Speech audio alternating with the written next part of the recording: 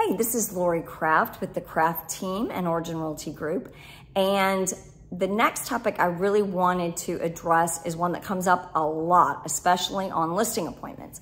And also it comes up with buyers too, by the way. And that is whether something's market value is the same as something's appraised value. And actually, the two can be very, very different depending on what you're talking about.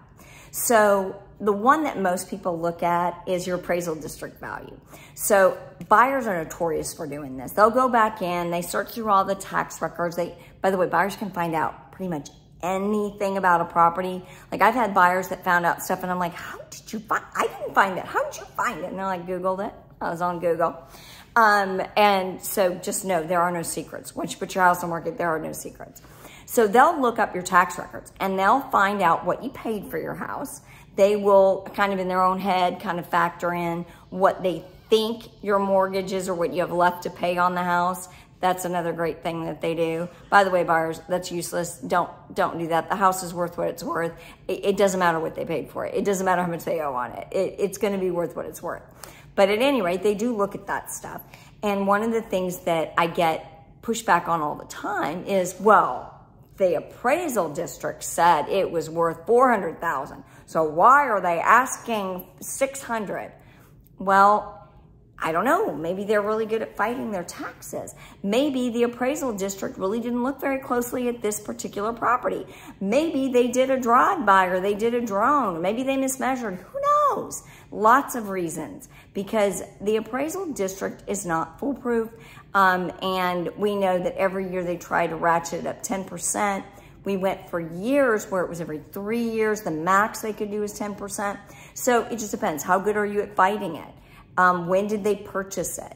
Did they purchase it way back, in the day when, their house was worth $100,000 and they could only bump it up, 10% every 3 years. And then when they started ratcheting it up, they couldn't keep up with market. So there's lots of factors that go into that HCAT appraisal or CCAT or some of these others. That means nothing. I'm gonna tell you right now, it means zippo. The only person it matters to is to the appraisal district. Now for a buyer, it may matter some because if your appraised value, which is by the way, what they base that estimated tax on, if your appraised value is $400 and they're purchasing the house for $600, then they're gonna be wary of that because they know that the appraisal district is no fool and they're not gonna pass up on the opportunity to jack up that price that they can then tax you on. So they're gonna see that the latest price was $600 and that's what they're gonna wanna tax you on. So a savvy buyer will figure that out and they're gonna try to figure out their costs accordingly. And their lender will probably do so as well, but many lenders will also base it on the current tax valuation. So that's the only place where I think the HCAT appraisal matters at all. The other place where appraisal is gonna come into play is if you have a lender involved. So let's say your buyer has a loan. That's how they're purchasing the property. Their lender will send out an appraiser. Appraisers can actually kill deals because that appraiser's job is to try to make sure that the value that has been set for the house by the market is going to be able to be recouped by that lender in the event that the buyer defaults at some point. So we all know who they're siding with. We all know where that's going. Now, the state of Texas and many other great states throughout the country have tried to offset this by making that an independent third party. So they are hired by the lender, but they do not answer to the lender. And they absolutely do not answer to the listing agent or the buyer's agent. In fact, we have to be very careful when we talk to them that we do not try to do anything that could be considered undue influence. It can mess everything up and can actually, it's not only an ethics violation, I believe there could be some legal ramifications for that. So they're supposed to be independent, but that doesn't mean they're going to be fair in your mind or in anybody's mind. Appraisers are human beings. They often feel a strong obligation to shift the market or sway the market or influence the market. I haven't had a lot of negative experiences. The appraisers I've worked with, the appraisers I have interacted with, and I'm mostly a listing agent. So if anybody's gonna have a beef, it's usually the listing agent. And I have found them to be very professional and very good at what they do. But you can't, there's always a bad apple, right? So you can't be absolutely 100% sure there won't be a bad apple that decides that he's going to set the market. What they do is they look at the comparables very similarly to the way an agent should be looking at comparables. They will run those adjustments. They have different formularies that they use. And they also look at it from different eyes. They look at what would be a cost analysis. What would it cost if I had to rebuild this house today? They'll also look at, especially if it's investment, at the rental income for it. Is there an income approach that could be used? So they're gonna do it from multiple different approaches. And most of them are going to be using the comparison approach, which is what most realtors use and should use in most cases. So that's what they're gonna be doing. And I will say that once you have an appraised value set, your odds of getting that appraiser to change their mind is pretty slim. You're gonna have to have an example of comparables that were left off, that should have been considered that weren't, or maybe a comparable that should not have been used. And maybe you have, as the realtor or the seller, know something that could be helpful. Oftentimes when I do prepare a packet for my appraisers, I try to help them out. Not that they need my help, but it's helpful for them to understand where you came up with this pricing strategy. So I'll usually pull the comparables that I pulled and felt like were the best apple to apple for that property. And then if I know there is a problematic property that's so low, I'm gonna present that to, and I'm gonna explain to them why I don't think that it's a fair comparable. For example, maybe you have a home that sustains significant water damage. We had one that we had appraisal issues with, and it was actually my business partner had it.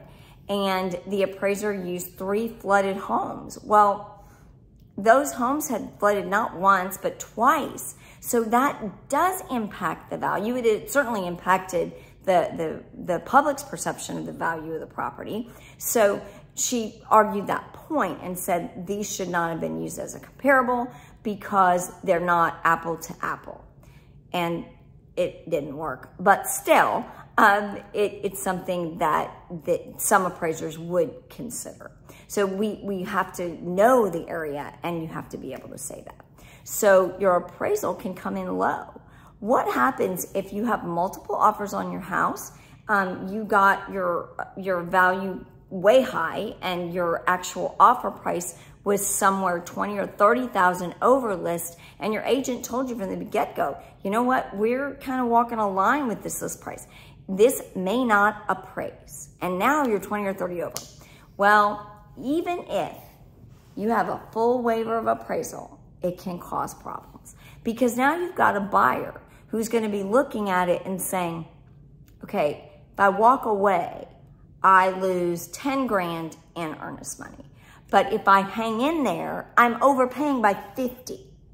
So I'm gonna roll the dice that they don't take me to court because they wanna sell their property and they wanna get it back on market. And I'm just gonna walk on this, and I'm gonna eat my money. I don't care about that I waived the appraisal. So that can happen to you.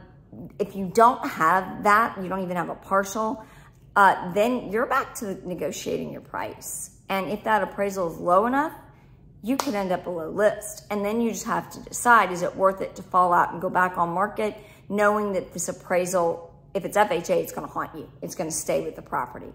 If it's a conventional, it'll go away, but you know this was already one appraiser's opinion. So the likelihood of another appraiser opinion being there is pretty high. So if it's an FHA, I said it stays with the property. That appraisal, you're kind of stuck. You just don't really have a choice. Every FHA buyer is going to see that. So at that point, you have to decide, do I want to entertain FHA buyers? I think the appraisal was garbage. I don't think they wouldn't listen. They didn't consider any of the comps that we pulled. They used crappy comps. I don't want to take FHA now. You can do that. I mean, that's one way to approach it. But then you're back on market. So you have to think about those things. So market value is really and truly what a willing, able buyer will pay for a property.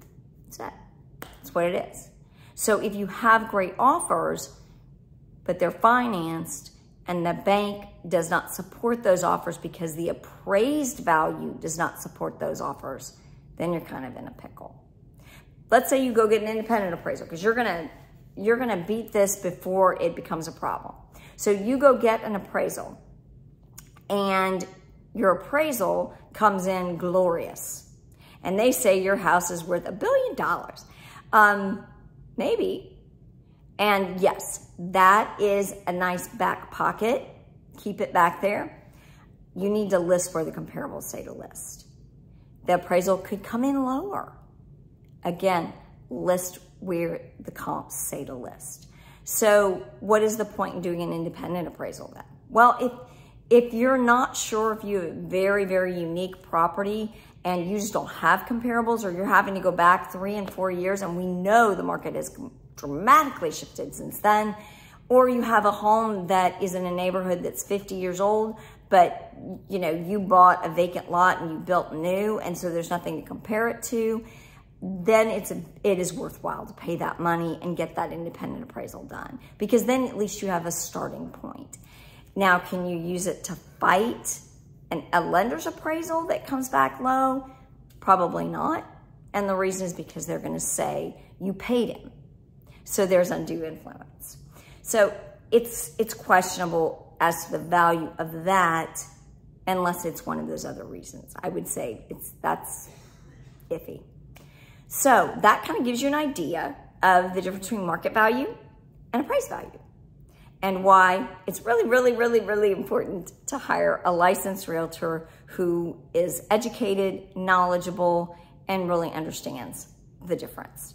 This is Lori Kraft with the Kraft team and Origin Realty Group, asking you to craft your new beginning with us. Give us a call here at the Kraft team, 281-630-9935. And you can also join us on our Facebook page, and that is under the Kraft team on Facebook. You'll find us there. Have a great day, y'all.